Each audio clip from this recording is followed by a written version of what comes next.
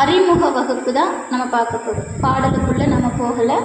இந்த திருப்புகழனுடைய சிறப்பு அம்சங்கள், அருணகிரிநாதருடைய வாழ்க்கை வரலாறு, இந்த திருப்புகழ் நமக்கு எப்படி கிடைச்சது அப்படிங்கிற ஒரு சுவாரஸ்யமான விஷயங்களையும் நாம் இன்றைக்கி வகுப்பில் பார்க்க போகிறோம்.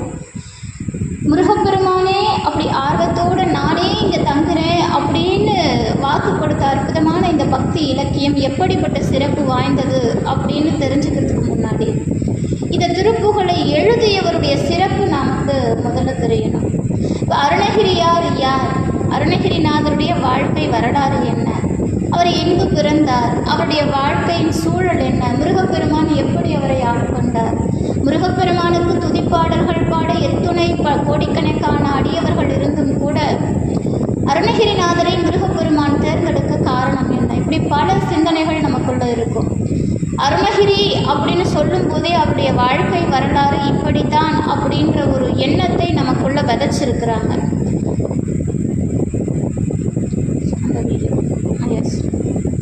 அதனால நமக்கு இன்னும் சரிவர அருணகிரிநாதருடைய வாழ்க்கை வரலாறு முழுமையாக புரியலை அப்படின்னு தான் எடுத்துக்கணும். ஏன்னா இப்போது எல்லாரும் சொல்கிற விஷயங்கள், அருணகிரிநாதருடைய சிறு வயது அந்த பெண்ணாசை, இன்னொன்று அருணகிரிநாதர் பிறவி, அதாவது அவருடைய வாழ்க்கையில் அவர் சுத்தமாக படிக்கலை, இது ரெண்டுமே உண்மைதானா அப்படின்னா திருப்புகழை படிக்க படிக்க படிக்க அந்த ரெண்டு கேள்விக்கும் நமக்கு பதில் விளங்கும். ஏன்னா அருணகிரியாருடைய திருப்புகழ் எப்படி இருக்கும்னு நீங்கள் படித்து பார்த்தீங்க அப்படின்னா அவர் சங்க இலக்கியங்கள் முதற்கொண்டு பாடியிருக்கிறார், திருக்குறளை பற்றி பாடியிருக்கிறார், 4000 திவ்ய பிரபந்தத்தை பற்றி பாடியிருக்கிறார், அதே போல் நாயன்மார்களை பற்றி பாடியிருக்கிறார், 4 பெருமக்களை பற்றி பாடியிருக்கிறார். இப்படி எல்லா விஷயத்தையும் ஒரு சேர பாடியிருக்கக்கூடிய புலவனுக்கு எப்படி கல்வியே இல்லை அப்படின்னு நாம் சொல்லலாம் அப்படிங்கிற ஒரு கேள்வியும் நமக்கு இருக்குது. நிறைய கேள்விகள் அருணகிரிநாதருடைய வாழ்க்கை வரலாறுல. காரணம் என்ன அப்படின்னா அருணகிரிநாதருடைய வாழ்க்கையை இதுவரை தெளிவாக கொடுப்பதற்கு யாரும் இல்லை.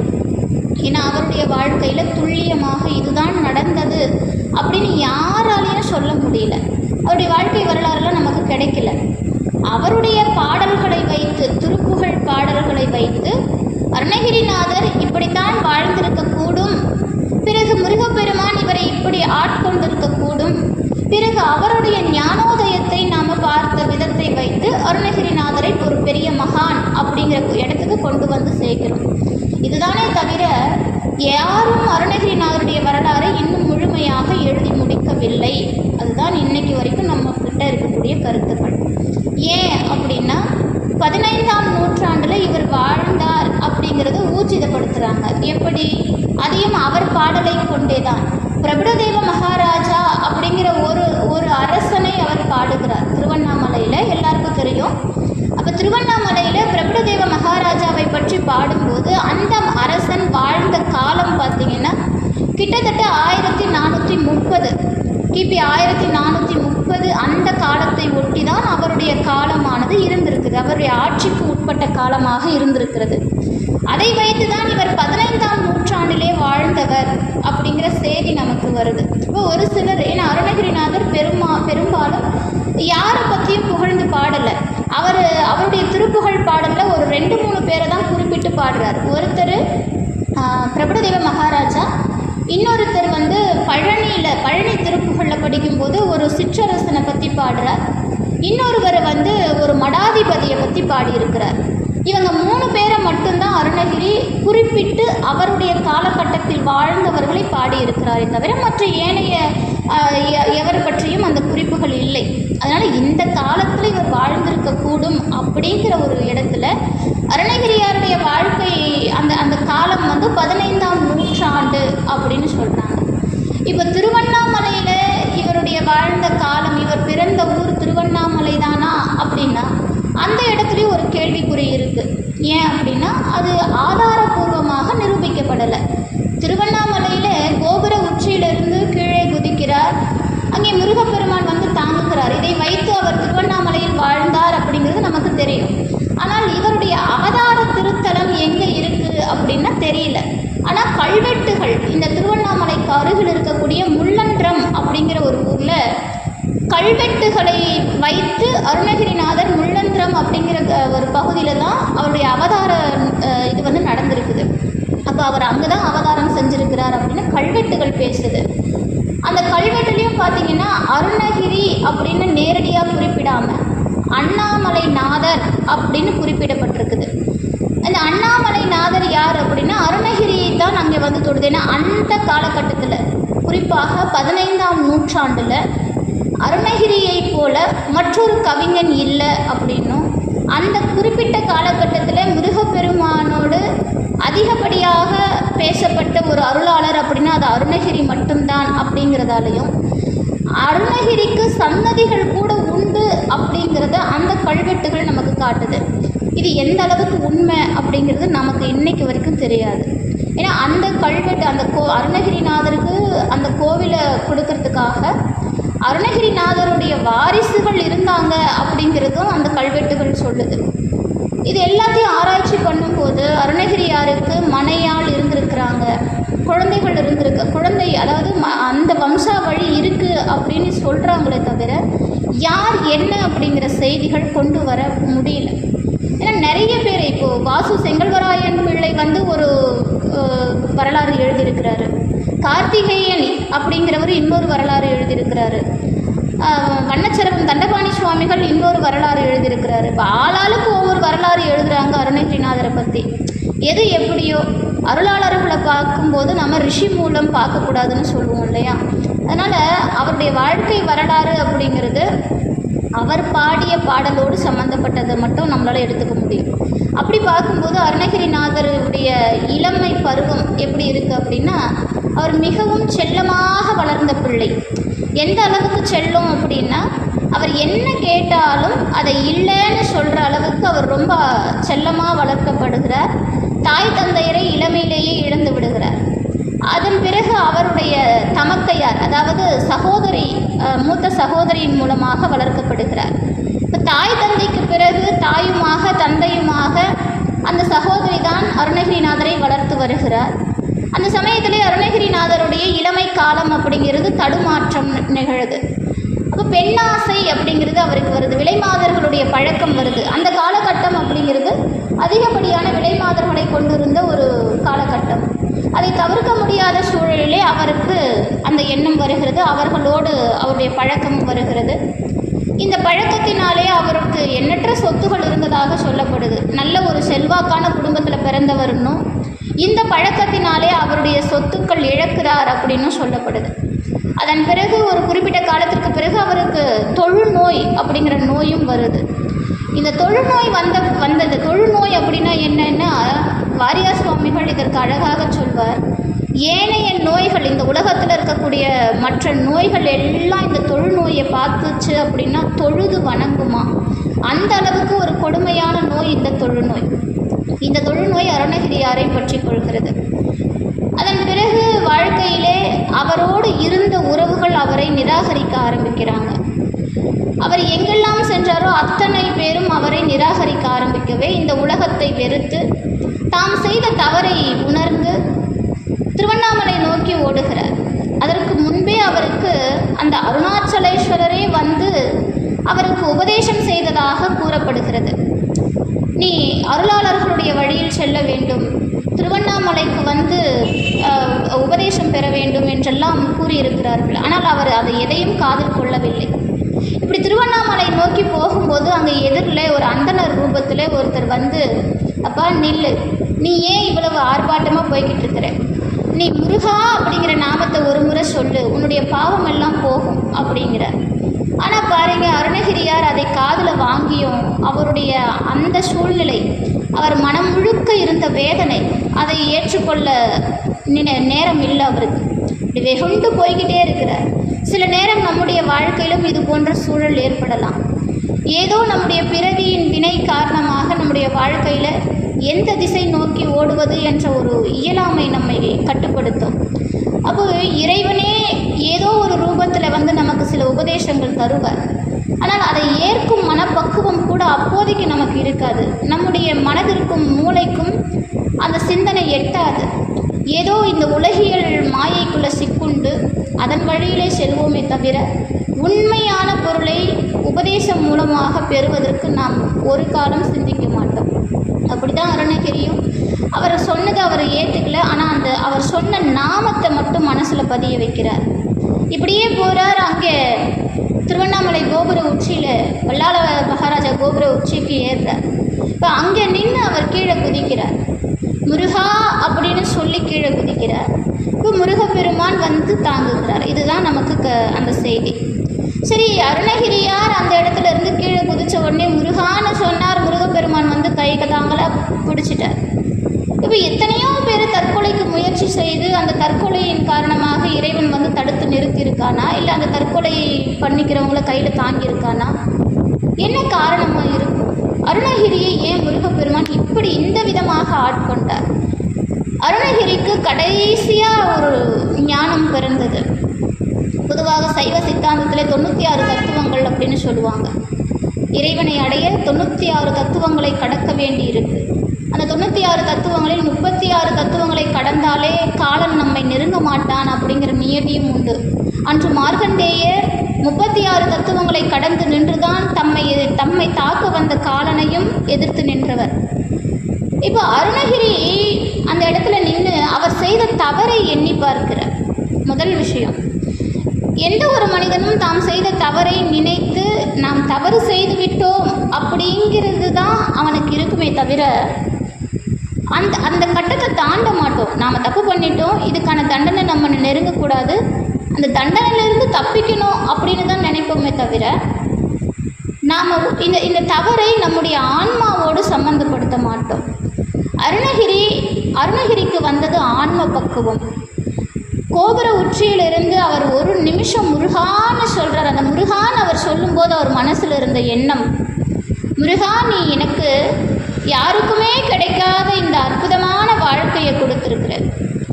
அதாவது இந்த மனித பிறவி அப்படிங்கிறது கிடைத்தலுக்கு அரிய பிறவி. எத்தனை பிறவிகள் நாம் புண்ணியம் செய்திருந்தால் இந்த மனித பிறவி முதல்ல நமக்கு கிடைக்கும் அப்படிங்கிறத நம்ம முதல்ல பார்க்கணும். பிறவிகள் அப்படிங்கிறது ஏராளம். அருணகிரியே சொல்கிறார், 7 கடல் மணலை அளவிடின் அதிகம் எனது இடர் பிறவி அவதாரங்கிறார். முருகா 7 கடல் மணலை அளவிட்டுலாம், ஆனால் என்னுடைய பிறப்பை அளவிட முடியாதுங்கிறார். அவ்வளவு இருக்கு நமக்கு பிறப்பு. இதை பட்டினத்து சுவாமிகள் ரொம்ப அழகாக விளக்குகிறார். மாதா உடல் சலித்தாள், வல்வினையேன் கால் சலித்தேன், வேதாவும் கை சலித்து விட்டானே, நாதா இருப்பையூர் வாழ் சிவனே, இன்னும் ஓர் அன்னை கருப்பையில் வாராமற்கா அப்படின்னு பட்டினத்து சுவாமிகள் சொல்கிறார். அதுக்கு என்ன அர்த்தம் அப்படின்னா, மாதா உடல் சலித்தாள். நமக்கு ஒவ்வொரு பிறவிலும் எத்தனை தாய்மார்கள் நம்மை சுமந்து பெற்றார்கள் அப்படின்னு தெரியாது. எத்தனை பிறவி எடுத்திருப்போம், அதில் எத்தனை அம்மா நமக்கு இருந்திருப்பாங்க. அதனால் மாதா உடல் சலித்தாளுங்கிறார். வல்வினை ஏன் கால் சலித்தேன், என்னுடைய வினை பையினால் இந்த பூமிக்கு வந்து பிறந்து கால் சலித்து விட்டேன்னார். வேதாவும் கை சலித்து விட்டானே. வேதா அப்படிங்கிறது இங்கே பிரம்மதேவர், வேத கிழவோன்னு பேர் அவருக்கு. பிரம்மதேவனை சொல்கிறார், வேதாவும் கை சலித்து விட்டானே. பிரம்மதேவன் பார்க்குறான், எத்தனை பிறவிடா உனக்கு நான் எழுதிட்டே இருப்பேன், உன்னுடைய வினை கணக்கு தீர்ந்த பாடில்லை, ஒவ்வொரு பிறவிலையும் போய் வினையை சம்பாரிச்சிட்டு வந்துடுற, உனக்கு தலையெழுத்தை எழுதி என் கையே சலிச்சு போச்சுடா அப்படின்னு வேதாவும் கை சலித்து விட்டானே. பிரம்மதேவன் சலிச்சுக்கிட்டானா நம்ம தலையெழுத்தை எழுதி. சரி, இதெல்லாம் நடக்குது. பட்டினத்து சுவாமி கடைசியாக சொல்கிறார், நாதா இருப்பையூர் வாழ் சிவனே, இன்னும் ஒரு அன்னை கருப்பையில் வாராமற்கா. இருப்பையுள் வாழ்கின்ற சிவபெருமானே, எனக்கு இன்னொரு பிறவி இல்லாமல், அதாவது இன்னொரு தாயினுடைய கருவில் போய் நான் பிறக்காமல் என்னுடைய பிறவியை கட்டுப்படுத்து. நான் மீண்டும் ஒரு பிறப்பு எடுக்கக்கூடாதுன்னு பட்டினத்து சுவாமி பாடுறார்.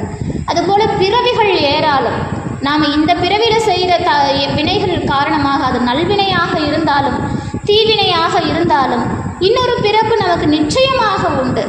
ஆனால் அந்த பிறப்பிலே நல்வினையின் மூலமாக பிறந்தாலும் கூட தீவினையை சம்பாதித்து விடுகிறோம். அப்படித்தான் நம்முடைய பிறப்புகள் தொடர்ந்து கொண்டே இருக்கிறது. 84 லட்சம் யோனி பிறப்புகள் என்கிறார்கள் சைவத்தில். அப்படி இத்தனை பிறப்புகள் பிறந்து இழைத்து கொண்டே இருக்கிறோம். மணிவாசக பெருமான் சொன்ன மாதிரி, புல்லாகி பூடாய் புழுவாய் மரமாகி பல்விருகமாகி பறவையாய் பாம்பாய் கல்லாய் மனிதராய் தேவராய் முனிவராய் செல்லான் நின்ற இத்தாவர சங்கமத்துள் எல்லா பிறப்பும் பிறந்திழைத்தேன்னு எத்தனை வரிசை போடுறாரு இல்லையா, அத்தனை பிறப்புகள் நமக்கு இருக்குது. அப்போ அருணகிரிநாதர் சொல்கிறார், எனக்கு இந்த பிறவியை எவ்வளவு மகத்தான பிறவி, பிறத்தல் கரிய இந்த மானிட பிறவியை எடுத்து முருகா, என்னுடைய கைகள் உன்னை நோக்கி கரம் கூப்பி வணங்கலையே, உனக்கு அர்ச்சனை பண்ணலையே, என்னுடைய கண்கள் உன்னை பார்க்கலையே, என்னுடைய வாய் உன்னுடைய நாமத்தை சொல்லலையே, உன் புகழ் பாடலையே, என்னுடைய காதுகள் உன் புகழை பற்றி கேட்கலையே, என்னுடைய மனதில் உன் நினைப்பு இல்லையே, எண்ணற்ற தேவையற்ற சிந்தனைகளை என் நினைவில் கொண்டேனே, இந்த பிறவியை வீணாய் கழித்து விட்டேனே முருகா அப்படின்னு தான் அவர் அங்கிருந்து குதிக்கிறார். முருகப்பெருமானை ஒரு க்ஷணமும் நினைக்காம இந்த பிறவியை பாழாக்கிட்டேன்னு குதிக்கிறார். முருகப்பெருமான் வந்து அன்போடு தம் கரமேந்தி அந்த தொழுநோயாளியை தம் கரத்தில் தாங்குகிறார். தம் தாமரை போன்ற மலர் கரத்தினால் யாருமே தீண்டாத, எல்லாரும் எள்ளி நகையாடக்கூடிய, அருவருப்பாக பார்த்த ஓர் உடலை முருகப்பெருமான் அப்படி பூ போல தாங்கி நிறுத்துகிறார். இதுவே முருகப்பெருமானின் கருணையின் உச்சம். சரி, முருகப்பெருமான், இப்போ நமக்கு இங்கே ஒரு கேள்வி வரும். இப்போ முருகப்பெருமான் அருணகிரிநாதரை தாங்கி விட்டார். இப்போ தாங்கிய முருகப்பெருமான் அருணகிரிநாதரை பார்த்து கேட்கிறார், நீ பட்ட கஷ்டமெல்லாம் போதுமப்பா, இதோடு உன் வினை கணக்கு முடியுது, நீ என்ன பண்ண, என்னை பற்றி பாடுன்னு கேட்குறார். ஏன்னா எப்போவுமே முருகப்பெருமானுக்கு தமிழால் பாடுறது ரொம்ப பிரியம். எங்கே தமிழால் பாடுகிறார்களோ அங்கே அப்பனும் பிள்ளையும் இருப்பாங்க. சிவபெருமானும் அதே தமிழுக்காக தான் சுந்தரன் பின்னாடி ஓடினார். முருகப்பெருமானும் அதே தமிழுக்காக தான் அருணகிரியை ஆட்கொண்டார். இப்போ என்னை பற்றி பாடுங்கிறார். அருணகிரி பார்க்குறார், முருகா, பேரின்பத்தை கண்ட பிறகு எனக்கு பேச்சு கூட வரலையப்பா, நான் எப்படி உன்னை பாடுவேன், எனக்கு வார்த்தையே வரமாட்டேங்குது.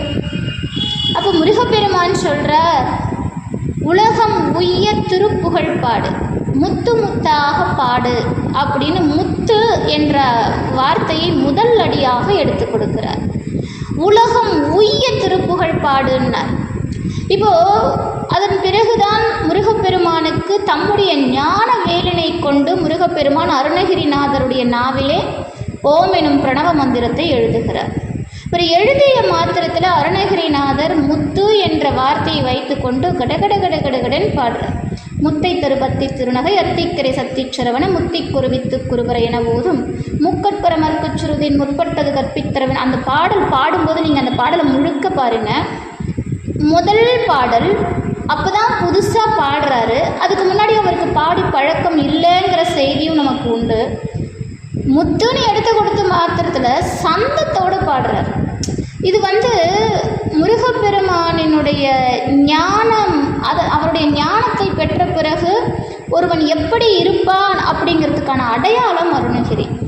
முருகப்பெருமான் ஒருவருக்கு ஞான அருளை கொடுத்து விட்டால், ஏன்னா முருகப்பெருமான் ஆட்கொள்வதே ஞானத்தினால் தான், நல்லா தெரிஞ்சுக்கோங்க. அதனால தான் அவனுக்கு ஞான பண்டிதன்னு பேர்.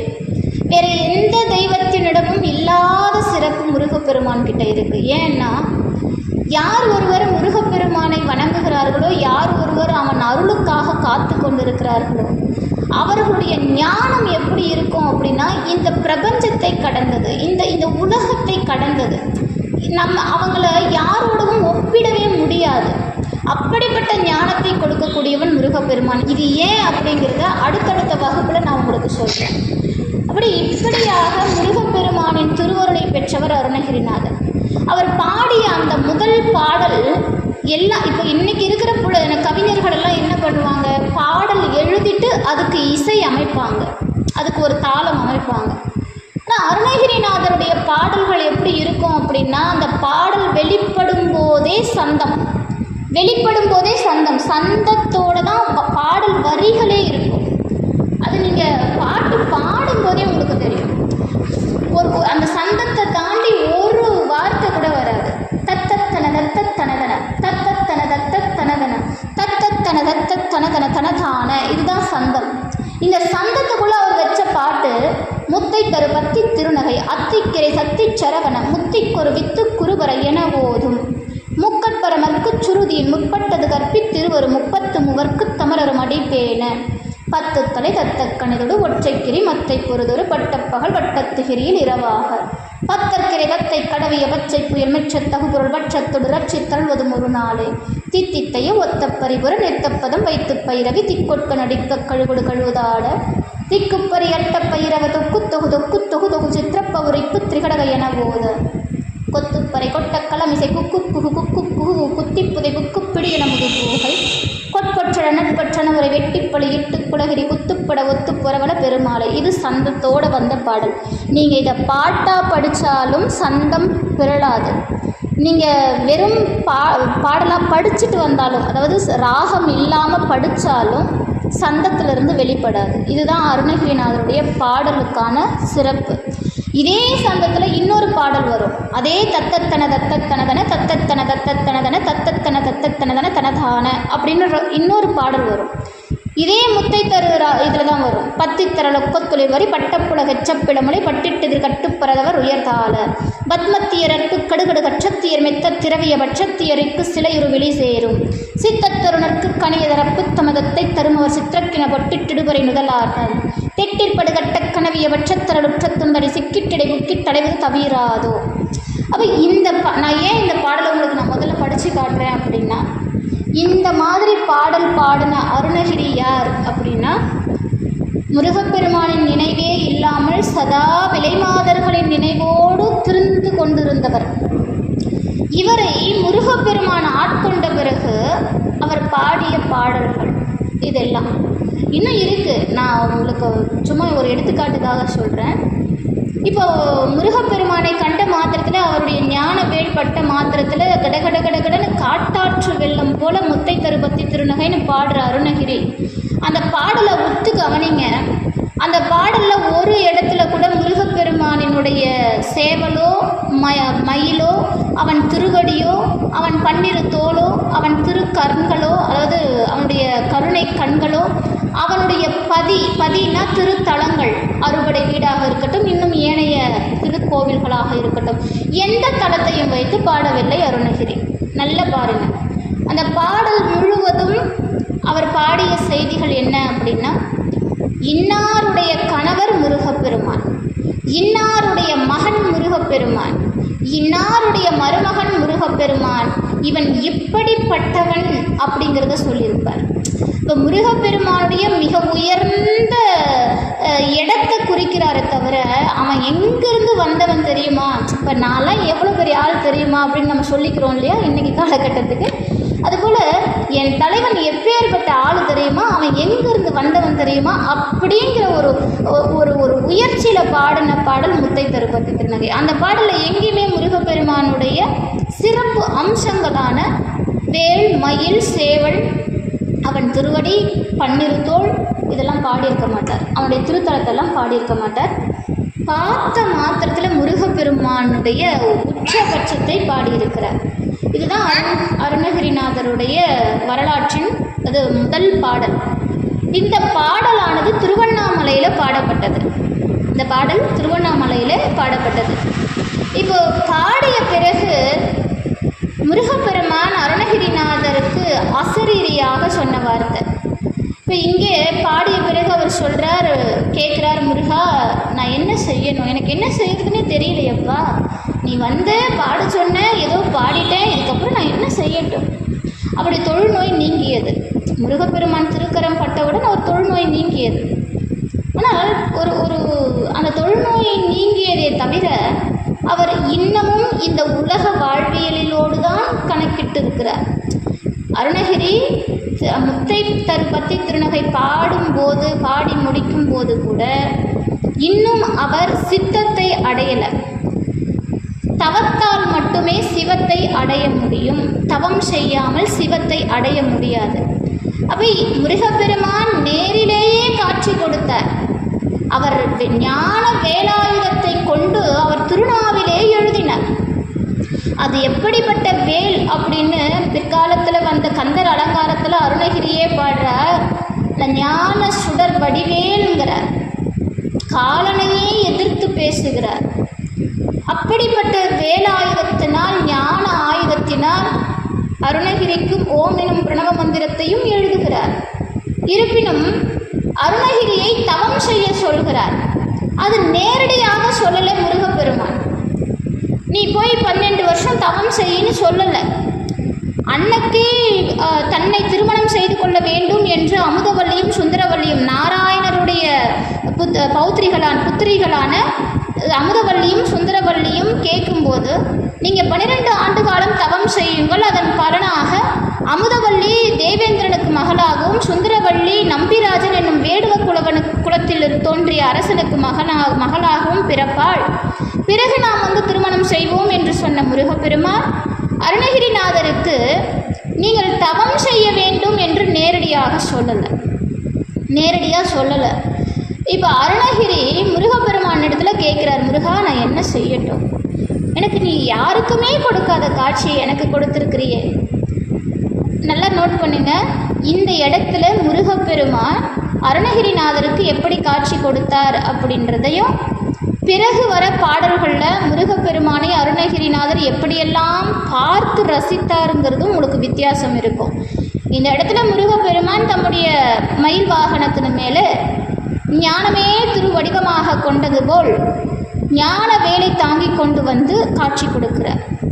இது முதல் பருவம். இது இப்போ முருகப்பெருமான் காட்சி கொடுத்த பிறகு இவர் கேட்கிறார், நான் என்ன செய்யட்டும்? முருகப்பெருமான் ஒரே வார்த்தை சொன்னார், சும்மா இரு சும்மா இரியா, அவ்வளோதான்.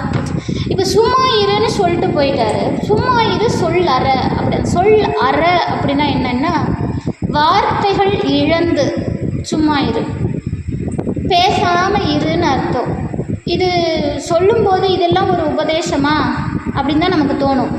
இந்த சும்மா இருக்கிறது எவ்வளோ பெரிய கஷ்டம் அப்படின்னா, இது எந்த அளவுக்கு கஷ்டம் அப்படின்னு வச்சுக்கோங்க. இந்த 5 புலன்களை அடக்கினால்தான் நம்மளால் சும்மா இருக்க முடியும். ஆனால் அது அவ்வளோ ஈஸி கிடையாது.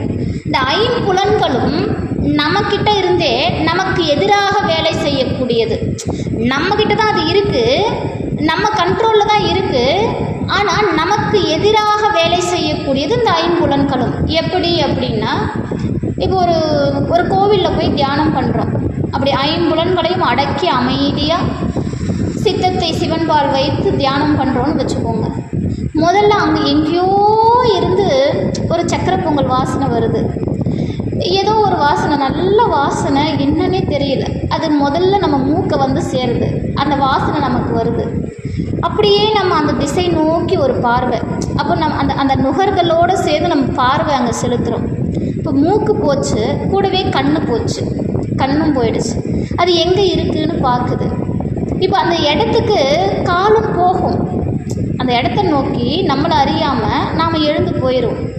அப்போ நம்முடைய புலன்கள் நமக்கு எதிராக வேலை செய்ய தயாராக இருக்குது எப்பவுமே.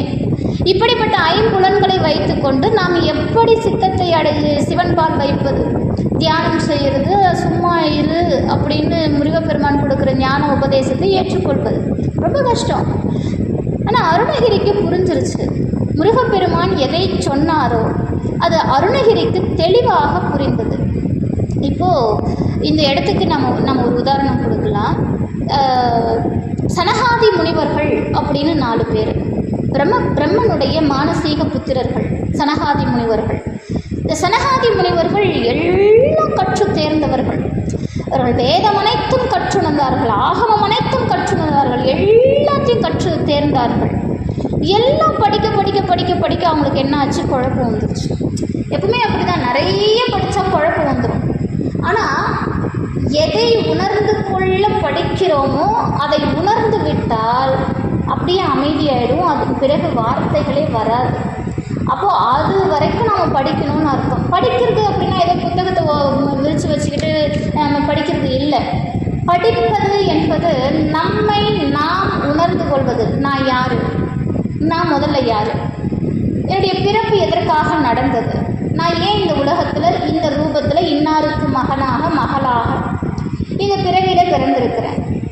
இப்போ நான் செய்வது என்ன? இறைவன் என் மூலமாக எதை நிகழ்த்த நினைக்கிறான்? நான் என்ன செய்ய வேண்டும்? இந்த சமுதாயத்திற்கு என்னால் என்ன பலன் உண்டு? அப்படிங்கிற சிந்தனைகள் நமக்கு வரும் வரை நாம் படிக்கணும். இப்போது சனகாதி முனிவர்கள் என்ன செய்கிறாங்க? எல்லாம் படித்தாங்க, மெத்த படித்தாங்க, குழப்பம் வந்துருச்சு. இந்த குழப்பத்தை தீர்த்து வைக்கிறதுக்கு வேத கிழவோன், நம்ம முன்னமே சொன்ன வேத கிழவோன் அப்படிங்கிறவர் பிரம்மதேவர், மறை கிழவோன்னு பேர். இந்த வேதங்களை எல்லாம் தெரிந்து அதன்படி இந்த உயிர்களை உயிர்ப்பிக்கக்கூடியவர் பிரம்மதேவர். அது மட்டுமல்ல சனகாதி முனிவர்களுடைய தந்தை. சரி, நம்ம தந்தைகிட்டேயே போய் இந்த குழப்பத்திற்கான தீர்வு கேட்கலான்ட்டு போகிறாங்க. இவங்க போன உடனே பிரம்மதேவர் சொல்கிறார், அதுக்கு பதில் எனக்கு தெரிஞ்சிருந்தா, இந்த மனம் குழப்பம் இல்லாமல் நிம்மதியாக இருக்கிறதுக்கு எனக்கு வழி தெரிஞ்சிருந்தா நான் ஏன்பா இப்படி இருக்கேன், எனக்கு அதுக்கெல்லாம் வழி தெரியாது. நீ என்ன பண்ணு, வைகுண்டத்தில் என்னுடைய தந்தையார் இருக்கிறார், நாராயணர் இருக்கிறார், நாராயணரிடத்திலே சென்று கேட்போம் வா அப்படின்னு சனகாதி முனிவர்களும் சத்தியலோகமும் வைகுண்டம் போகுது. வைகுண்டத்தில் நாராயணர் சதா சிவதியானத்தில் இருப்பார். அவர் எப்படி இருக்கிறார் வைகுண்டத்தில் அப்படின்னா, எந்நேரம் அந்த சிவபெருமானை தம் நெஞ்சில் சுமந்து கொண்டு இருக்கக்கூடியவர். அப்படி இருக்கிற அவரிடத்துல சென்று முறையிடுகிறார்கள் சனகாதி முனிவர்கள். சுவாமி, நிறைய படித்தோம், ஆனால் எதுலேயுமே எங்களுக்கு தேவையான பதில் கிடைக்கல. மனசு ஒரே இந்த சொல்லுவாங்கல்ல, ஒரு குழப்ப நிலையிலே இருக்குங்க அப்படின்னு. அப்போ வைகுண்டர் நாதர் சொல்கிற, நாராயணர் சொல்கிற, இதற்கான பதிலை தரக்கூடியவர் இவ்வுலகத்தின் பிரபஞ்ச நாயகனாக இருக்கக்கூடிய ஐந்தொழில்களையும் புரியக்கூடிய அந்த ஆதிசிவன் ஒருவனை, வாருங்கள் அனைவரும் கைலாயநாதனை போய் சந்திக்கலாம் அப்படின்னு சொல்லிட்டு கைலாயநாதனை சந்திக்க போகிறாங்க. அப்போ அங்கே சுவாமி சனகாதி முனிவர்கள் கேட்குறாங்க, சுவாமி நிறைய படிச்சிட்டோம், குழப்பமாக இருக்குது, எங்கள் மன குழப்பத்தை தீர்த்து வைங்க. இப்போ சாமி பார்க்குற, எதுவுமே பேசலை சனகாதி முனிவர்கள்கிட்ட. அவருக்கு முன்னாடி தென் திசை நோக்கி அமர்ந்து கொண்டார். அவங்களும் உட்காந்தாங்க. இந்த 4 பேரும் சுவாமி முன்னாடி உட்காந்தாங்க. சுவாமி எதுவுமே பண்ணலை, சின்முத்திரை காட்டினார், அமைதியாக தியானத்தில் ஆழ்ந்துட்டார். அவ்வளோதான், இதுதான் உபதேசம். சின்முத்திரை காட்டினார், அமைதியாக தியானத்தில் ஆழ்ந்துட்டார். இப்போ இதை பார்த்த உடனே சனகாதி முனிவர்கள் புரிந்து கொண்டார்கள். தனக்கான உபதேசம் சுவாமி என்ன கொடுத்தார் என்பதை உணர்ந்து கொண்டார்கள். அவங்களும் உட்காந்து அவருடைய தியானத்திலேயே அவர் சொல்கிற அந்த உபதேசங்களை இவர்களும் உள்வாங்கிக் கொள்கிறார்கள். இப்படியே பல காலம் நடக்கிறது இந்த உபதேசம். பிறகு சனகாதி முனிவர்களுடைய மனக்குழப்பம் தீர்ந்து விட்டது. இதுக்கான அர்த்தம் என்ன அப்படின்னா, சனகாதி முனிவர்களுடைய குழப்பத்தை சுவாமி எப்படி தீர்த்து வைத்தார்னா, சின்முத்திரை காட்டினார் இல்லையா. இந்த சின்முத்திரை காட்டின மாத்திரத்தில் அவர்களுக்கு புரிந்தது. சின்முத்திரை காட்டும்போது ஆள்காட்டி விரலை கட்டை விரலோடு இணைச்சு மீதம் இருக்கக்கூடிய 3 விரல்களையும் நீட்டுவாங்க. இந்த ஆணவம், கண்மம், மாயை, இந்த 3 மலங்களும் நம்மோடு ஒட்டி கொண்டிருக்கிறது. இந்த ஆள்காட்டி விரல் யாருன்னா நம்மன்னு வச்சுக்கோமே, எல்லாரையும் சுட்டுது இல்லையா, சுட்டி காட்டக்கூடிய விரல். இந்த இந்த நம்மோடு ஆணவம், கண்மம், மாயை, இந்த நடுவிரல், மோதிர விரல், சுண்டு விரல், இது 3மே 3 மலத்தை குறிக்கக்கூடியது. இந்த 3 மலங்களும் நம்மிலிருந்து விலகினால் நாம் உண்மையான ஞானத்தை பெற்றுவிடலாம். அப்போது அந்த ஆள்காட்டி விரல் நாமன்னு வச்சுக்கோங்க, அதை கட்டை விரலோடு பிடிங்க. இப்போ இந்த கட்டை விரல் யார் அப்படின்னா, அதுதான் பரம்பொருள், இறைவன். அப்போ இறைவன் திருவடியை நாம் நாடிவிட்டால், அவன் திருவடியோடு நாம் இணைந்து விட்டால் நம்முடைய மலங்கள் அகன்றுவிடும். இந்த 3 மலங்கள் அகன்று விட்டால் நம்மை வெல்வது என்பது யாராலும் இயலாத காரியம். நமக்கு குழப்பம் என்பதே வராது. அப்போ இறைவன் திருவடியை நாடிய பிறகு நம்முடைய மனதில் இருக்கக்கூடிய குப்பைகள், மலங்கள் அழிந்து விடுகிறது அப்படிங்கிற செய்தி. அப்போ நம்முடைய மனதில் இருக்கக்கூடிய அந்த ஆணவமும், கண்மமும், மாயையும் விலகிவிட்டால் நமக்கேது குழப்பம், நாம் ரொம்ப தெளிவாக இருக்கலாம். இதற்காக ஒரு முத்திரை காட்டி சுவாமி உட்கார்றார். அதற்கு பெயர் மௌன உபதேசம்னு பேர். சனகாதி முனிவர்களுக்கு சிவபெருமான் கொடுத்தது மௌன உபதேசம். அதே மௌன உபதேசத்தை அருணகிரிநாதருக்கு சும்மா இரு, சொல்லற என்று வார்த்தை எடுத்து கொடுக்கிறார் குருநாதர், தம்முடைய தந்தைக்கும் குருவான பரமகுருநாதர். இப்போ அருணகிரிக்கு புரிந்து விட்டது. அந்த வார்த்தையை கேட்டு அப்படியே அமைதியாக தியானத்தில் அமர்ந்தார். இந்த சனகாதி முனிவர்களுடைய விளக்கத்தை நான் ஏன் சொன்னேன் அப்படின்னா, சனகாதி முனிவர்கள் யார் அப்படின்னா, ஆகச்சிறந்த வேதங்களையெல்லாம் தெளிவுற படித்தவர்கள், ஆகமத்தையெல்லாம் படித்தவர்கள், மறைக்கிழவோன் என்று சொல்லக்கூடிய பிரம்மதேவரின் மானசீக புதல்வர்கள், ஞானிகள். அப்படிப்பட்டவர்களுக்கு இறைவன் இறைவன் மௌன உபதேசம் கொடுத்தான், அவர்களும் புரிந்து கொண்டார்கள். அப்படியே வாங்க அருணகிரி. இந்த அருணகிரி யார் அப்படின்னா, சதா இந்த உலக மாயையிலே சிக்குண்டு இந்த உலக சுகம்தான் இன்பம் என்று விலைமாதர்களோடு இருந்தவர். பெண்ணாசையே நிரந்தரமாக வைத்து கொண்டிருந்தவர். அதை தவிர வேறு எதையும் அவர் தெரிஞ்சுக்க விரும்பலை. அப்படிப்பட்ட ஒருவருக்கும் இதே மௌன உபதேசத்தை கொடுக்கிறார் முருகப்பெருமான்னா, அதை அருணகிரிநாதர் புரிந்து கொண்டார் அப்படின்னா, இப்போ இந்த இடத்துல நம்ம சிந்திக்கணும்ல. அப்போ முருகப்பெருமானுடைய ஞானம் அப்படிங்கிறது, அவன் ஒருவனுக்கு ஞானத்தை கொடுத்து விட்டால் அவன் எப்படிப்பட்டவனாக திகழ்வான் என்பதற்கு அருணகிரியே சான்று. இப்போ நமக்கு ஒரு கேள்வி வரும், அருணகிரிநாதருடைய வாழ்க்கை இப்படி இருந்தோம், ஏன் இந்த முருகப்பெருமான் அருணகிரியை செலக்ட் பண்ணார்? அருணகிரி யாரை தேர்ந்தெடுத்து பாட வைக்க காரணம் என்ன? நமக்கு ஒரு கேள்வி வரும் இல்லை? அருணகிரிநாதருடைய வினை பயன் ஒரு குறிப்பிட்ட காலம் வரை அவரோடு தொடர்ந்தது. இவருடைய வினை என்ன அப்படின்னா, இவருடைய பழமையான விஷயங்கள் இருக்கு இல்லையா, இவருடைய முற்பிறப்பினுடைய பலன்கள், முருகப்பெருமானுடைய ஆசிர்வாதம் இவருக்கு இருந்திருக்கிறது. வழி வழி அடிமையாக முருகனுக்கே அடிமை செய்த மரபில் பிறந்தவர் அருணகிரி. எப்பவுமே நம்முடைய பிள்ளைகள் நமக்கு ஒரு குழந்தை பிறக்குது அப்படின்னா, இறைவா அந்த குழந்தை உமக்கே அடிமையாக இருக்கட்டும் என்ற ஆசீர்வாதத்தோடு நாம் ஒரு குழந்தையை பெற்றுக்கொண்டால் அந்த குழந்தையின் வாழ்க்கையில் எப்படிப்பட்ட சூழ்நிலையிலும் இறைவன் வந்து நிற்பான். எந்த இடத்திலும் இறைவன் கைவிட மாட்டான். ஆனால் நாம் என்ன ஆசைப்படுறோன்னா, என் பிள்ளை பெரிய பணக்காரனாகணும், பெரிய கோடீஸ்வரனாகணும், என் பிள்ளையை பார்த்து எல்லாரும் வியப்பாக நடந்துக்கணும், யாரெல்லாம் எங்கள் முன்னாடி எங்களை அவமானப்படுத்தினாங்களோ அவங்க முன்னாடிலாம் நாங்கள் கெத்தாக வாழ்ந்து காட்டணும். இப்படிப்பட்ட உலக மாயை இன்பங்களுக்குத்தானே நாம் ஆசைப்படுறோம். என்னைக்காவது ஒரு நாள் என் பிள்ளைக்கு எக்காரணத்து கொண்டும் இறைவனுடைய திருவருள் குறைவாக இல்லாமல் கிடைக்கணும்னு ஆசைப்பட்டிருக்கிறோமா? ஒரு நாளும் ஆசைப்பட்டதில்லையே.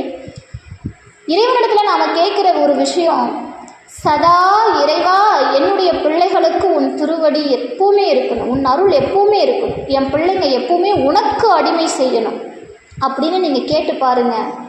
அந்த குழந்தை ஞானத்தில் சிறந்து விளங்குவார்கள். அந்த குழந்தையை வெற்றி கொள்வதற்கு இன்னொரு பிறப்பு இல்லைங்கிற அளவுக்கு அந்த குழந்தை ஞானத்தில் வெற்றி கொள்வார்கள். அப்படிப்பட்ட ஞானத்தை முருகப்பெருமான் கொடுப்பார். இப்போ அருணகிரிநாதர் அவருடைய வாழ்க்கை வரலாறு இப்படி இருக்கு, இப்படிப்பட்டவரையா முருகப்பெருமான் தேர்ந்தெடுத்திருக்கிறார் அப்படின்னு நமக்கு ஒரு கேள்வி வரணும். அருணகிரிநாதருடைய வாழ்க்கையை படித்தா இதெல்லாம் வரணும். இப்போது முருகப்பெருமானுக்கு பாடுறதுக்கு ஆள் இல்லாமல்லாம் இல்லை. நீங்கள் சங்க இலக்கியங்களை எடுத்துக்கிட்டீங்க அப்படின்னா முருகப்பெருமானுக்குத்தான் பாடல் அதிகம். நீங்கள் நல்லா பாருங்கள், சங்க இலக்கியங்கள்லேருந்தே முருகப்பெருமானுக்கு பாடல்கள் அதிகம். இந்த 8 தொகை 10 பாட்டு இதெல்லாம் நீங்கள் படிச்சிங்க அப்படின்னா அந்த 10 பாட்டு அப்படிங்கிற வரிசையில் முதல் பாடலாக வைக்கப்பட்டது திருமுருகாற்றுப்படை. 18 கீழ்கணக்கு 18 மேல்கணக்கு, 18 மேல்கணக்கு 18 கீழ்கணக்குன்னு பிரிப்போம். இதில் முதல் பாடலாகவே எடுத்து வைக்கப்பட்டது திருமுருகாற்றுப்படை, நக்கீரர் எழுதிய திருமுருகாற்றுப்படை. இந்த திருமுருகாற்றுப்படை யார் அப்படின்னா, பாட்டுடை தலைவன் யார்னா முருகப்பெருமான். இதனுடைய பொருள் ரொம்ப எளிமையாக சொல்லிடுறேன். ஒரு அரசன்கிட்ட ஒரு புலவன் பாடி பரிசு வாங்கிட்டு வரான். அந்த புலவன் போகிற வழியெல்லாம் சொல்லிட்டு போகிறான், நான் இந்த இடத்துக்கு போனேன், அந்த அரசனை பார்த்தேன், எனக்கு இவ்வளோ பரிசு கொடுத்தான், நீங்களும் போய் அவங்ககிட்ட பரிசு வாங்கிட்டு வாங்கன்னு சொல்கிறது தான் திருமுருகாற்றுப்படை. நான் முருகப்பெருமானை பாடினேன், நான் முருகப்பெருமானுடைய திருவருளை வாங்கினேன், அவன் திருவடியை சேர்ந்து விட்டேன், அவன் எனக்கு எண்ணற்றத்தை கொடுத்திருக்கிறான், அதனால் நீங்களும் போய் அவன் திருவடியை சேருங்கன்னு சொல்கிறது தான் திருமுருகாற்றுப்படை. இப்படிப்பட்ட பாடல் சங்க இலக்கிய நூல்களில் முதல் பாடலாக வைத்து எண்ணப்பட்டது. அப்படின்னா முருகப்பெருமானுடைய அந்த அத்தியாயம் எவ்வளவு பெரியதுன்னு பாருங்கள். அவனுக்கான பாடல்கள் தமிழில் எத்தனைன்னு பாருங்கள். தமிழிலே முருகப்பெருமானை எடுத்து விட்டால் பாடல்களே கிடையாது. அவனுக்கு பாடல்கள் ஏராளம் ஏராளம். அவனை பாடியவர்கள் எண்ணற்ற அடியார்கள். அப்படி இருக்கும்போது 15ஆம் நூற்றாண்டிலே எந்நேரம் பெண்ணாசை பிடித்த ஒருவனை தேர்ந்தெடுத்து, அருணகிரி நீ தான் என்னை பாடணும், நீ தான் சூப்பர், நீ தான் நான் செலக்ட் பண்ண ஆள், உலகம் உய்யுமாறு திருப்புகழ் பாடுன்னு சொல்ல காரணம் என்ன? அப்போ 15ஆம் நூற்றாண்டு அப்படிங்கிறது எப்படிப்பட்ட நூற்றாண்டுன்னு நம்ம பார்க்கணும். அதுக்கு முன்னாடி ஒரு விஷயத்தை தெளிவுபடுத்துகிறேன். அருணகிரிக்கு தெரியாது என்னென்ன நம்ம பிற்காலத்தில் திருப்புகழ் பாட போகிறோம், முருகப்பெருமானை பற்றி பாட போகிறோம் அப்படின்னு அருணகிரிக்கு தெரியாது. ஆனால் முருகப்பெருமானுக்கு தெரியும்ல. இந்த அருணகிரிநாதர் மூலமாகத்தான் இந்த உலகத்திற்கு திருப்புகழ் என்னும் பெரும் பக்தி இலக்கிய நூல் வரப்போகுது. இந்த திருப்புகழ் இருக்கும் இடத்தில் நானே இருப்பேன் என்ற வாக்குறுதியும் முருகப்பெருமான் தரப்போகிறான்னு முருகப்பெருமானுக்கு தெரியுமில்ல. முக்காலத்தையும் அவனே உணர்வான். முப்பெரும் தேவர்களும் அவனை தொழுதிருக்கிறார்கள். அப்படிப்பட்ட இறைவன் அருணகிரிநாதருடைய வாழ்க்கையை மாற்றி அமைத்திருக்கலாம் இல்லையா? அருணகிரி தவறு செய்யும் போது அவனை தடுத்து நிறுத்தி இருக்கலாம் இல்லையா? ஆனால் முருகப்பெருமான் அதை எதையுமே செய்யலையே. என்ன காரணம்? முருகப்பெருமான் அருணகிரிநாதருடைய வாழ்க்கையை அவர் போக்கிலே விட்டார். எந்த இடத்திலும் அவர் தடுத்து நிறுத்தவில்லை. இதற்கு என்ன காரணம் அப்படின்னா, இந்த உலக ஆன்மாக்களை இறைவன் ஒரு காலம் தடுத்து நிறுத்துவதில்லை. ஆன்மாக்களுக்கு சுதந்திரம் உண்டு. எதை செய்ய வேண்டும் என்றாலும் ஆன்மாக்களுக்கு சுதந்திரம் உண்டு. அப்படி எந்நேரம் ஒருத்தன் பிடிச்சி இழுத்தான் அப்படின்னா அவன் இறைவன் இல்லை. நம்மளை கட்டுப்படுத்தினா அவன் இறைவன் கிடையாது. அதனால் சுதந்திரம் உண்டு. அந்த ஆன்மா எதை செய்வதற்கும் சுதந்திரம் உண்டு. ஆனால் அந்த ஆன்மா எப்படிப்பட்டதை செய்ய வேண்டும் அப்படிங்கிற நியதிகள் உண்டு. அப்போ நல்லதை மட்டும் செஞ்சால் சில விஷயங்கள் இருக்குது, கெட்டதை செஞ்சாலும் சில விஷயங்கள் இருக்குது. இந்த ஆன்மாவுக்கு 2 சாய்ஸையும் கடவுள் கொடுக்குறான். இது எதை செலக்ட் பண்ணுதுங்கிறது முக்கியம். அருணகிரிநாதரோ இந்த பெண்ணாசை அப்படிங்கிற இடத்துல விழுந்துட்டார். இந்த உலகத்துக்கு முருகப்பெருமான் ஒரு செய்தியை சொல்ல வர்றார். நீ எப்படிப்பட்டவனாக இருந்தாலும் சரி, நீ எப்பேற்பட்ட குணம் படைத்தவனாக இருந்தாலும் சரி, நீ என்னை சரணடைந்தால், என் திருவடியை சரணடைந்து விட்டால், முருகா என்ற நாமத்தை ஒரு முறை நீ கூறிவிட்டால் உன்னுடைய தலையெழுத்தை மாற்றி காட்டுவேன்கிறார் முருகப்பெருமான். அதை நிகழ்த்துவதற்காகத்தான் அருணகிரிநாதருடைய வாழ்க்கையை புரட்டி போட்டார் முருகப்பெருமான். இப்போ நம்ம சாதாரணமாக முருகப்பெருமான் நினச்சிருந்தா அவருடைய குலம் கோத்திரம் அறிந்து இவன் எப்படிப்பட்டவன் என்பதை அறிந்து ஒரு சிறப்பான ஆளை தேர்ந்தெடுத்து அவருக்கு இந்த உபதேசத்தை கொடுத்திருக்கலாம். கண்டிப்பாக செஞ்சிருக்கலாம். ஏன்னா எண்ணற்ற அறிஞர்கள் இருக்கிறாங்க. ஆனால் இப்படிப்பட்டவரை தேர்ந்தெடுத்து நீ திருப்புகழ் பாடுன்னு கொடுக்கிறார் அப்படின்னா முருகப்பெருமானுடைய கருணையை இந்த உலகம் அறிந்து கொள்ள வேண்டும் என்பதற்காக நிகழ்த்திய நாடகம் இது. அருணகிரிநாதரை வைத்து அவன் ஆடிய ஆட்டம் அது. அதனால தான் அருணகிரியாருடைய வாழ்க்கையில் அவர் திசை மாறி போகும்போது கூட அவர் வந்து அவரை தடுத்தாட்கொள்ளவில்லை, அப்படியே விட்டுவிட்டார். அதன் பிறகு இங்கே அவர் தன்னுடைய வாழ்க்கையை முடித்து கொள்ள வேண்டும் என்று நினைக்கும் போது வந்து அவருடைய வாழ்க்கையை மீண்டும் மாற்றி அமைக்கிறார். இதுதான் முருகப்பெருமானுடைய திருவருள்.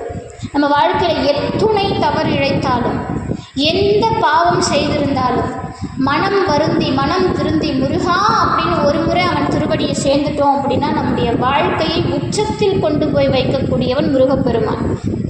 நம்ம அவனை எதிர்த்த சூரனையே அவன் அழிக்கவில்லை. தம்மை எதிர்த்து நின்ற சூரபதுமனை கூட வாழ வைத்து இன்றளவும் தம்மோடே வைத்து கொண்டு தம்மை வணங்க வரும் அத்துணை அடியார்களும் சூரபதுமனையும் சேர்த்தே வணங்கும் தன்மையை கொடுத்தவன் முருகப்பெருமான். தம்மை எதிர்த்தவனை கூட இவ்வுலகம் வணங்க வைக்கும் அளவிற்கு உயர்த்தி நிறுத்தக்கூடியவன் முருகப்பெருமான்.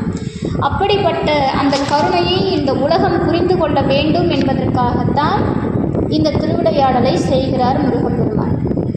இப்போ அருணகிரிநாதர் முருகப்பெருமான் சொன்ன அந்த உபதேசத்தை ஏற்று 12 ஆண்டு காலம் தவம் செய்கிறார். சும்மா இரு சொல்லற அவ்வளோதான்.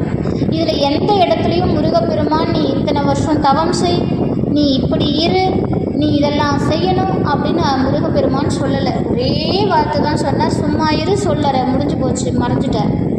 இவர் 12 ஆண்டு காலம் தன்னை மறந்து, தாம் யார் என்பதை மறந்து, முருகப்பெருமானையே நினைத்து 12 ஆண்டு காலம் தவம் செய்கிறார். அவருடைய எண்ணம், செயல், சிந்தனை யாவும் முருகப்பெருமானின் திருவடியையே ஒற்றியிருந்தது. அந்த 12 ஆண்டு காலம் தவம் முடிந்து அருணகிரிநாதர் கண்விழித்து பார்க்கிறார். அவருடைய தேகம் பொன் தேகமாக மிளர்ந்தது. எந்த அருணகிரி? தொழுநோயால் பாதிக்கப்பட்ட அந்த அருணகிரியினுடைய தேகம் பொன் மேனியாக திகழ்ந்தது. தவம், அந்த தவத்தினால் சிவத்தை அடைய முடியும் என்பதற்கான உதாரணம். அவரை பார்க்கும்போது ஏதோ ஒரு பெரிய தேஜஸ் இருந்தது, ஒரு பெரிய மகானை பார்ப்பது போல இருந்தது. இப்போ முருகப்பெருமான் இவர் கண் விழித்து பார்க்கிறார். முருகப்பெருமானுடைய அசரீரி வாக்கு திருவண்ணாமலையில் கேட்குது, அருணகிரி வயலூருக்கு வா. அவ்வளோதான். இப்போ அருணகிரி வயலூருக்கு போகிறார். அங்கே வயலூரில் போகிறார். அங்கே தான் முருகப்பெருமான் சொல்கிறார், நீ என்ன பண்ணு, என்னை பற்றி பாடின, நான் யாருங்கிறதையும் பாடு.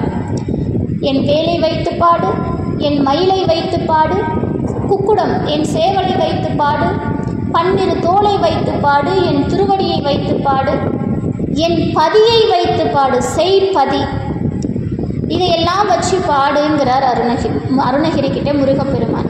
அப்படி பாடப்பட்ட பாடல் தான் பக்கரவை சித்திரமணி பொற்கலனை இட்ட நடை பக்ஷி எனும் முக்ரதுர கமுனீவு. அந்த பாடல், இந்த பாடலில் ஒரு சிறப்பு என்னென்னா, முதல் 4 கட்டங்களும் முருகப்பெருமான் பாடிய பாடல்.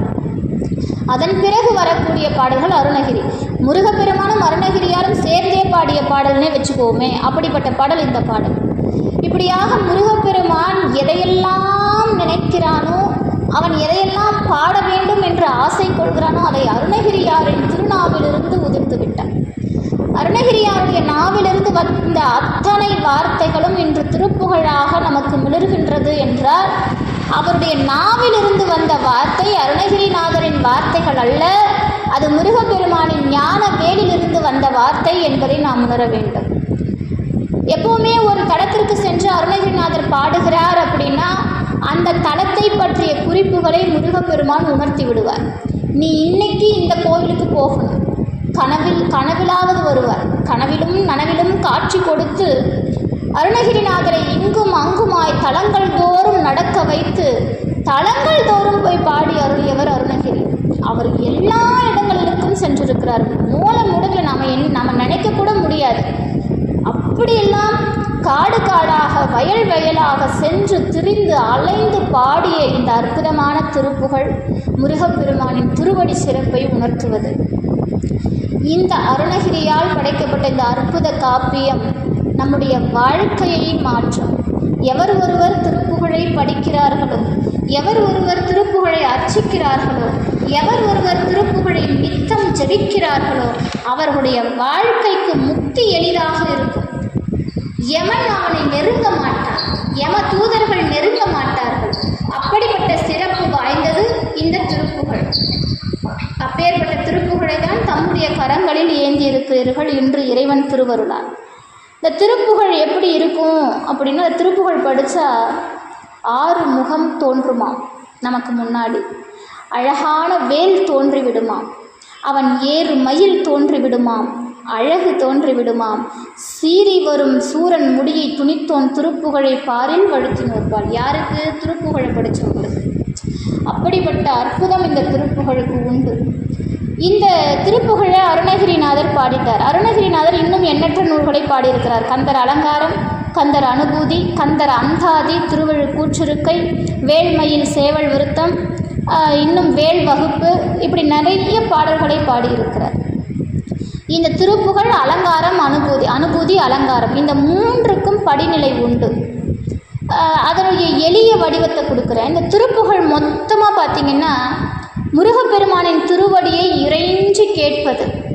முருகா உன் திருவடியை என்னும் நாளும் ஒரு நாளும் வராதோ, முருகா உன் திருவடிக்கு தொண்டு செய்யும் நாளும் வராதோ, இறைவா உன் திருவடியை எனக்கு ஒரு முறையாவது காட்ட மாட்டியா, என் கனவுலையாவது காட்சி கொடுக்க மாட்டியா முருகா அப்படின்னு கெஞ்சி அருணகிரி பாடுறது இந்த திருப்புகழ். சதா அவன் திருவடியையே நாடி தேடி பாடிய பாடல் திருப்புகழ். இப்போது இது ஒரு படிநிலை. கந்தர் அனுபூதி இதுதான் கிளி ரூபத்தில் பாடினது. நான் பாடல் வரும்போது இந்த சிறப்பு அம்சங்களை தெளிவாக சொல்லி கொடுக்குறேன். இது கிளி ரூபத்தில் பாடினது. இந்த கந்தர் அனுபூதி அப்படிங்கிறது என்னென்னா, இப்போ முருகப்பெருமானின் திருவடி பெற்றுவிட்டார். எப்படி? திருப்புகழ் பாடி திருவடியை பெற்றுவிட்டார். அவன் திருவடியை பெற்றுவிட்டால் ஒருவனுடைய வாழ்க்கையின் அனுபவம் எப்படி இருக்கும் என்பதை எடுத்துரைப்பது கந்தர் அனுபூதி. கூகா என எண்கிளை கூடியழ போகா வகை மெய்ப்பொருள் பேசியவா நாகாச்சல வேலவ நாலு கவி தியாகா சுரலோக சிகாமணியே அப்படின்னு கந்தர் அனுபூதியில் ஒரு பாட்டு. இது ஒரு பாட்டு, உங்களுக்கு விளக்கம் கொடுக்குறேன். கூகா என எண்கிளை கூடியழ,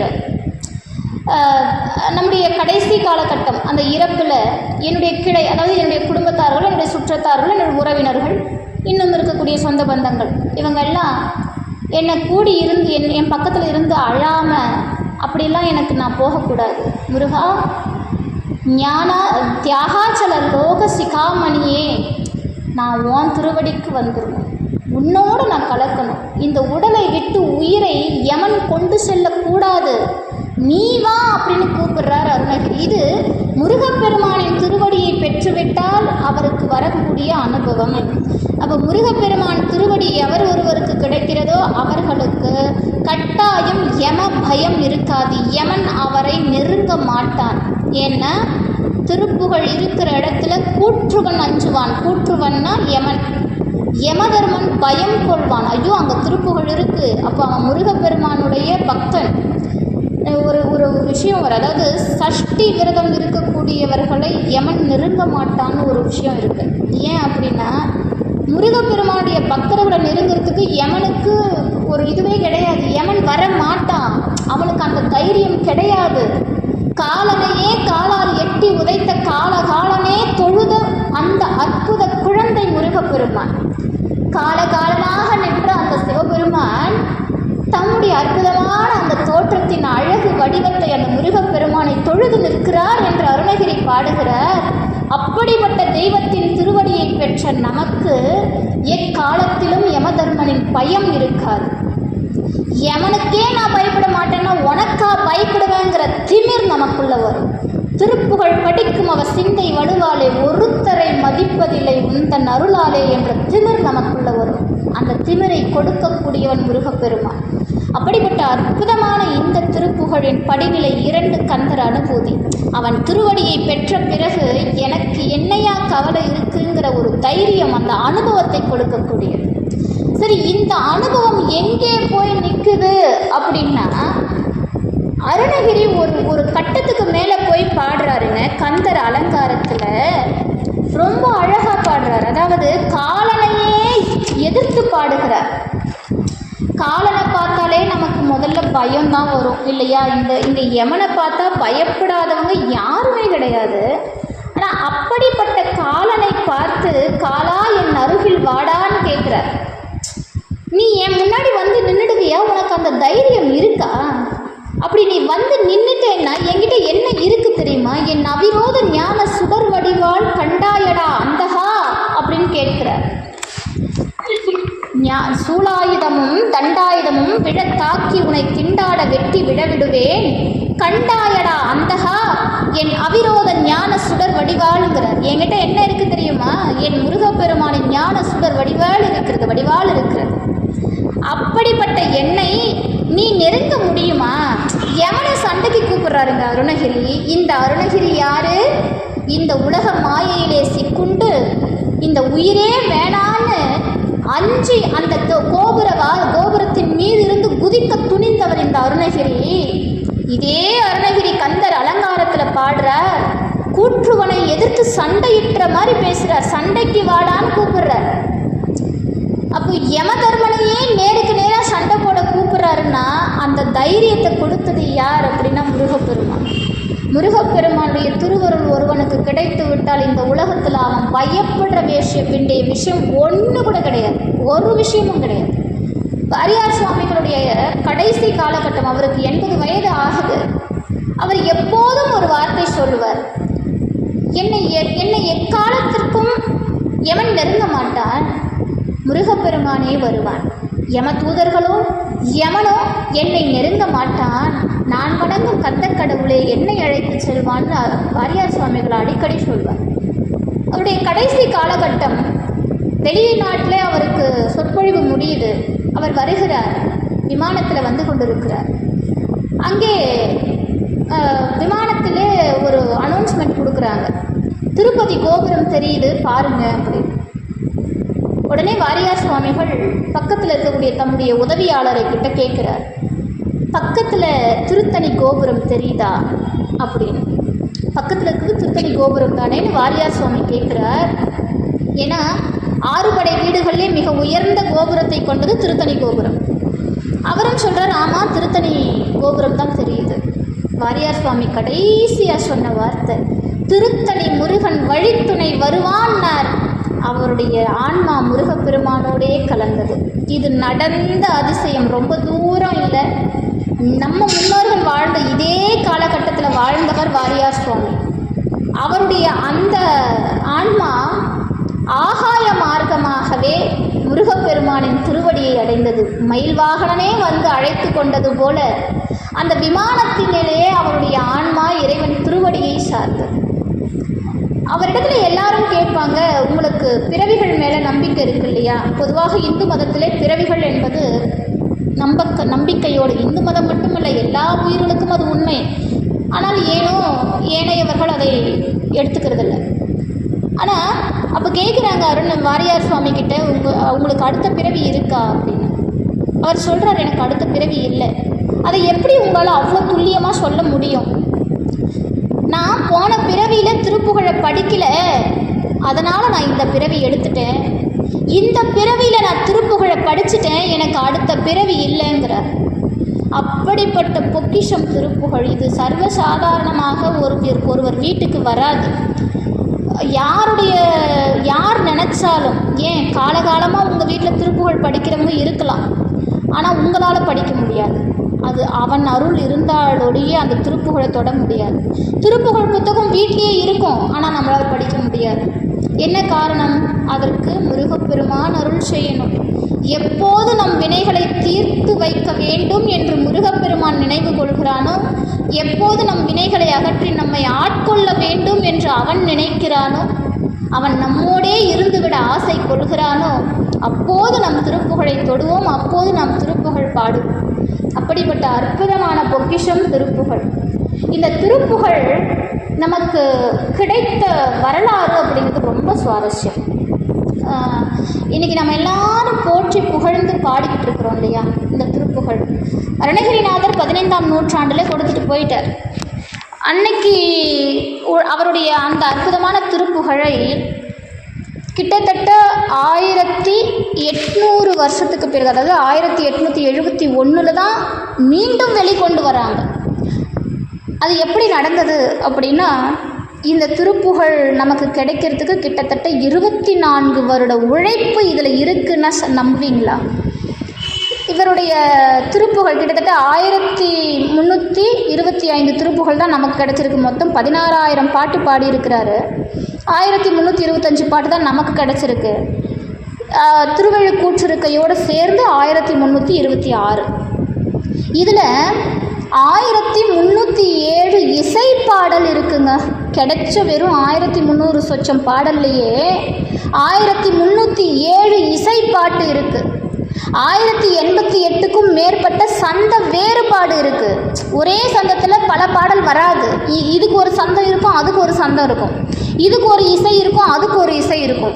இப்படி வெறும் 1325 பாட்டுக்கு இத்தனை சந்த வேறுபாடுகளை, இத்தனை இசை பாடல்களை அமைத்து கொடுக்கும் வல்லமை அருணகிரி ஒருவருக்கே முருகப்பெருமான் கொடுத்தார். அது மட்டும் இல்லை, ஒருவேளை அவருடைய 16,000 பாடலும் கிடைச்சிருந்தா இன்னும் எத்தனை தாளங்களை, எத்தனை சந்தங்களை அவர் கொட்டி இருப்பார் அந்த பாடலில்.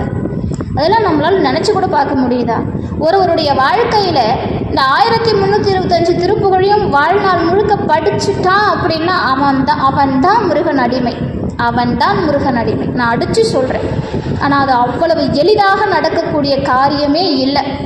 1326 திருப்புகழையும் தன்னுடைய வாழ்நாளில் முழுவதுமாக படித்து விட்டால் நான் அடித்து சொல்கிறேன், முருகன் அடிமை அவன்தான்.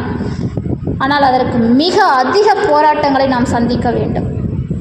ரொம்ப கஷ்டம். 108 திருப்புகழ் பாடல்களாக ஒரு வகுப்புக்கு தொகுத்து கொடுக்க காரணமே நான் அதுதான். 108 1325 பாடல்களையும் மக்கள்கிட்ட கொண்டு வந்து சேர்த்துடணுங்கிற ஒரு வைராக்கியத்தில் நம்முடைய அறக்கட்டளையில் இது உருவாக்கப்பட்டது. இது எத்துணை காலம் செல்லும், இறைவன் அதற்கு எத்துணை அருள் செய்வான் அப்படிங்கிறது எனக்கும் தெரியாது. அப்படி இந்த திருப்புகழை முதல்ல இது எங்கே நடக்குது அப்படின்னா, வடக்கு பட்டத்தா சுப்பிரமணிய பிள்ளை 1871 மஞ்சக்குப்பம் வழக்காடு மன்றத்தில் மாவட்ட முன்சீப்பாக பணிபுரிஞ்ச காலம் அது. அது வந்து ஆங்கிலேயர் ஆட்சி காலத்திற்கு உட்பட்ட காலம். அப்போல்லாம் பார்த்திங்கன்னா இந்தியர்களுக்கு திறமை இருந்தாலும் ஒரு மிக உயர்ந்த போஸ்டிங்லாம் கொடுக்க மாட்டாங்க. அந்த சமயத்தில் மஞ்சக்குப்பம் வழக்காடு மன்றத்தில் முன்சீப்பாக இருக்கிறார் சுப்பிரமணிய பிள்ளை. அந்த சமயத்தில் சிதம்பரம் நடராஜர் கோயில் யாருக்கு அப்படின்னு வழக்கு நடக்குது. இந்த வழக்கில் தீட்சிதர்கள் தங்களுடைய வாதத்தில் வெற்றி பெற்று விடுகிறார்கள் ஒரே ஒரு பாட்டை காட்டி. அது என்ன பாட்டு அப்படின்னா, வேத நூன்முறை வருவாமே தினம் வேள்வியால் எழுப்புனை 3000 மேன்மை வேதியர் மிகவே பூசனை புரிகோவே அப்படிங்கிற ஒரு பாட்டை காட்டி இந்த வழக்கை வென்று விடுகிறார்கள் தீட்சிதர்கள். அப்போ இந்த பாடல் என்னன்னா, வேத நூலில் கூறப்பட்ட முறைப்படி தவறாமல் நாள்தோறும் யாகங்கள் செய்யும் அழகை கொண்ட சிறப்பான தில்லை 3000 வேதியர்கள் மிக நன்றாக பூஜை செய்யக்கூடிய இறைவனே அப்படிங்கிறது இந்த பாட்டுக்கு அர்த்தம். இதை வச்சு தீட்சிதர்கள் கோவில் எங்களுக்கு தான் சொந்தம்னு அங்கே ஆதாரப்படுத்துகிறாங்க. இப்போ இந்த இடத்துல அந்த வடக்கப்பட்ட சுப்பிரமணிய பிள்ளைக்கு ஒரே ஆச்சரியம், ஒரே ஒரு பாட்டை வச்சு இப்படிப்பட்ட ஒரு கேஸை வந்து இவங்க வெற்றி பெற்று விட்டார்களே, இது என்ன பாட்டு அப்படின்னு அவருக்கு தெரியல. இந்த பாட்டில் கேட்ட உடனே சொக்கி போகிறார். என்ன பாட்டுன்னு கேட்குறார். உடனே அந்த தீட்சிதர்கள் அருணகிரிநாதர் எழுதிய 16,000 அப்படிங்கிறாங்க. அப்படின்னு சொல்லிட்டு அந்த ஓலைச்சுவடியை காட்டுறாங்க. காட்டின உடனே இவர் கேட்குறார், மீதம் இருக்கக்கூடிய 16,000 பாட்டு எங்கே அப்படின்னு கேட்குறாரு. அப்போது இவங்க சொல்கிறாங்க, எங்களுக்கு இது ஒரு பாட்டு தான் கிடைச்சது, மீதம் இருக்கக்கூடிய பாடல்கள் எங்களுக்கு தெரியாது. இப்போ அந்த நிமிஷத்துலேருந்து இவர் என்ன பண்ணுறாரு, திருப்புகழ் பாடலை தலங்கள் தோறும் போய் ஒவ்வொரு தலமாக போய் அந்த ஓலைச்சுவடிகள் எல்லாத்தையும் சேகரிக்கிறார். ஒவ்வொரு தலமாக, ஏன்னா அன்னைக்கு காலகட்டம் ஓலைச்சுவடிங்கிறது அவ்வளோ எளிமையாக கிடைக்காது. எத்துணை ஓலைச்சுவடிகள் எரிந்தும் நீரில் கரைந்தும் போனது அப்படிங்கிறது நமக்கே தெரியாது. நம்முடைய தமிழர்கள் தம்மிடம் இருந்த பொக்கிஷத்தை தாமே அழித்தார்கள்.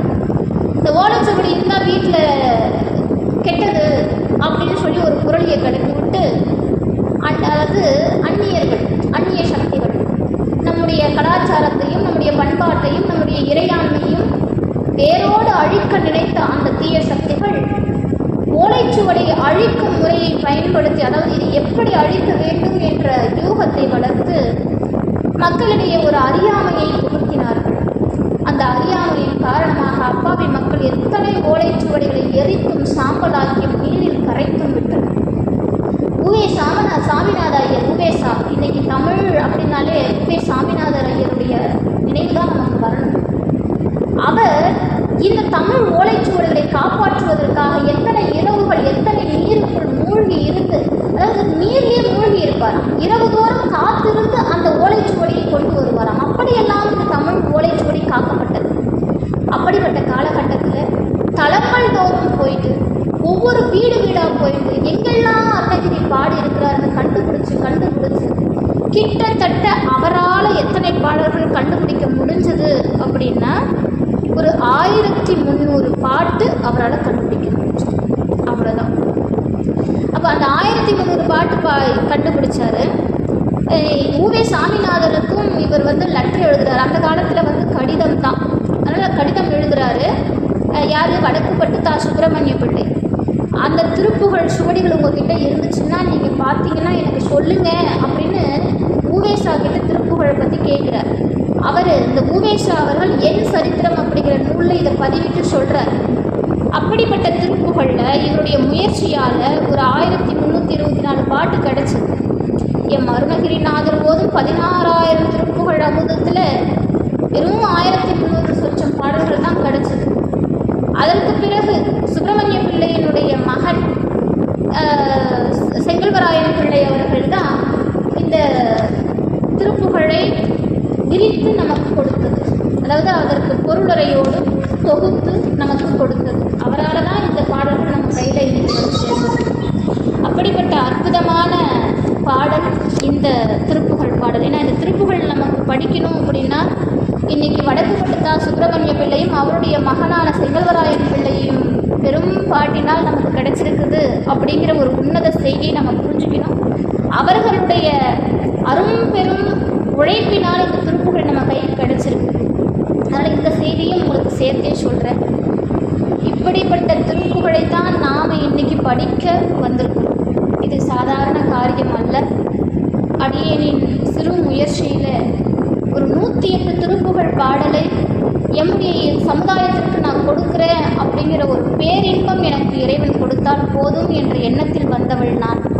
அதிலும் குறிப்பாக என்னுடைய இளைய சமுதாயத்தை கொண்டு வர வேண்டும் என்ற ஒரு பேராசை எனக்கு இருந்தது. நான் ஆரம்பம் முதலே இந்த திருப்புகழ் பாடல்களை எம்முடைய அடுத்த தலைமுறைக்கு அதிகம் கொண்டு சேர்க்க வேண்டும் என்ற எண்ணத்தில் குழந்தைகளுக்கு இதில் முன்னுரிமை கொடுத்தேன்.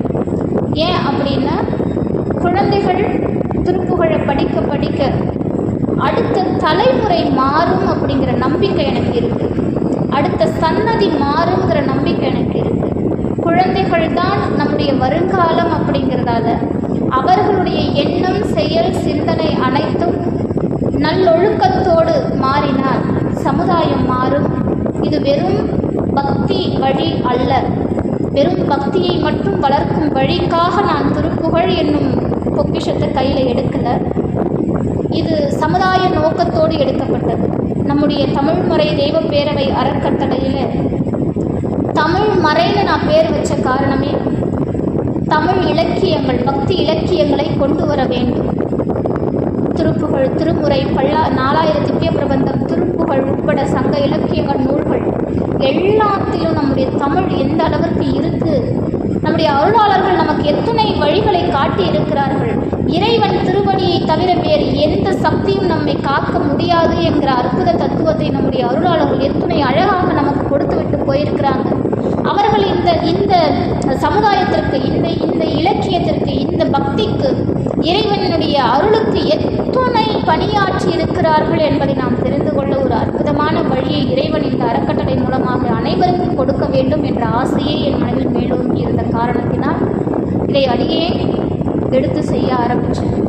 இன்றைக்கி 200க்கும் மேற்பட்ட அடியார்கள் இந்த திருப்புகழை என்னிடத்தில் படிக்கிறீங்க அப்படிங்கிறது இறைவன் எனக்கு கொடுத்த ஒரு முதல் அத்தியாயம், முதல் வெற்றி. இதுவே என்னுடைய ஆரம்பமாக இருக்குது. இந்த ஆரம்பமே முருகப்பெருமான் திருவடியை அடைவதற்கான ஒரு பெரிய வழியாக நான் பார்க்கிறேன். வகுப்பில் இணைந்த அனைத்து அடியார் பெருமக்களுக்கும் என்னுடைய மனம் மொழி மெய்யினால் மீண்டும் ஒரு முறை பணிவோடு வணக்கத்தை தெரிவித்துக் கொள்கிறேன். எல்லாரும் சேர்ந்து பயணிப்போம். நம்முடைய அறக்கட்டளை சார்பாக பற்பல எண்ணற்ற நற்காரியங்கள் செய்து கொண்டிருக்கிறோம்.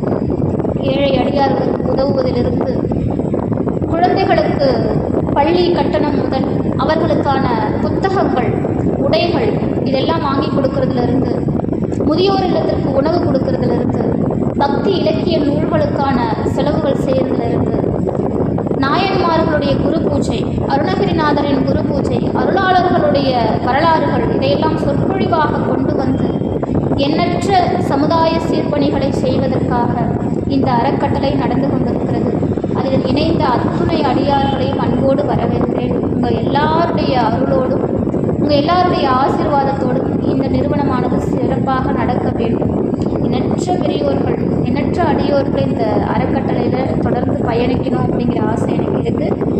இன்றைக்கி அறிமுக வகுப்பில் திருப்புகழ் சார்ந்த சில தகவல்களை நான் பெரும்பாலும் சொல்லலை. சில தகவல்களை மட்டுமே உங்களுக்கு கொடுத்துருக்குறேன்.